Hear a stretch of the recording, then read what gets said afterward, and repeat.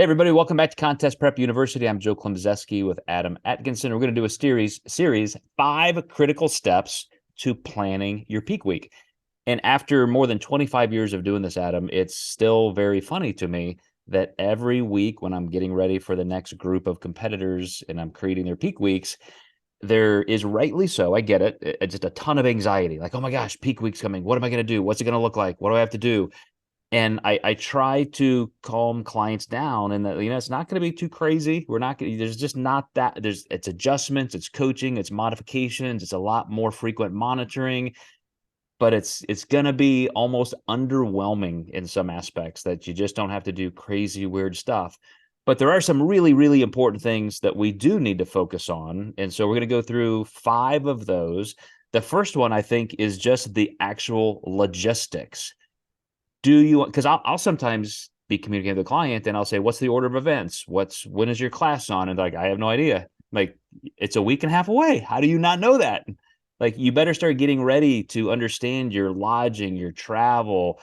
Can you even take the food with you? Like, there are so many things that you should, just to keep your stress levels down and make sure you have what you need. So I'm curious, how you handle like all of those steps, or do you just infer that clients should know that stuff?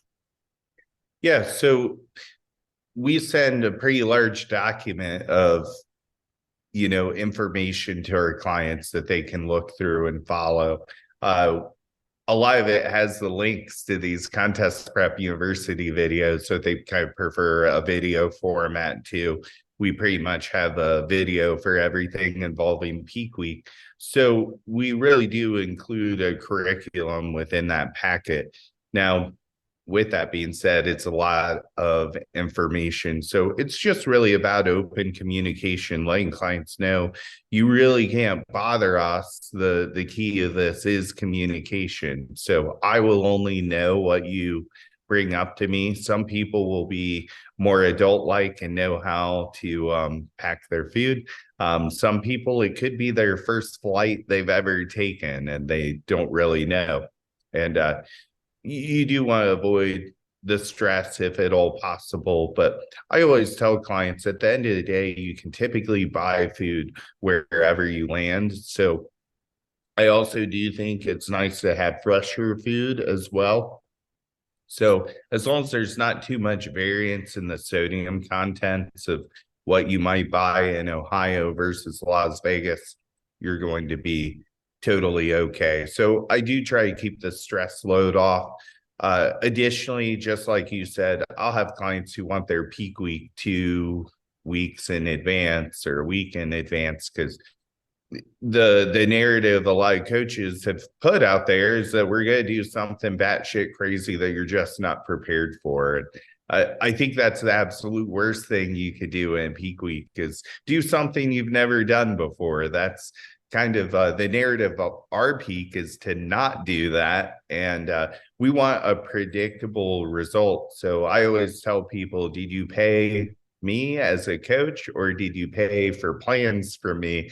Because if I had this planned, I would have sent it to you 16 weeks ago. So you want to be coached through the process for your body and to the changes that your body possesses.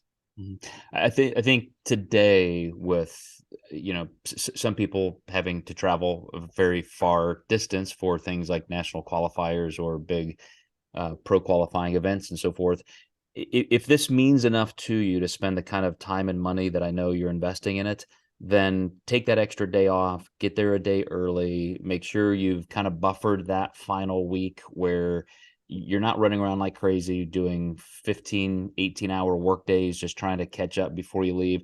I see so many people in a very harried perspective trying to just scramble into the show, missing a lot of these logistical points. Like you said, are you in a hotel that even has a kitchenette and you can prep some food or not? Have you checked with the FFA or FAA to see if you can take certain things with you?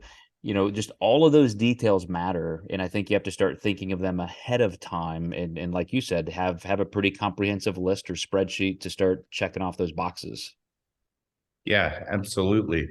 All right. Well, let's we're going to dive into in our next 4 episodes some of the details. Adam already mentioned food sources, for example. That's something we're going to talk about. So hang with us through this series. We'll see you next time in Contest Prep University.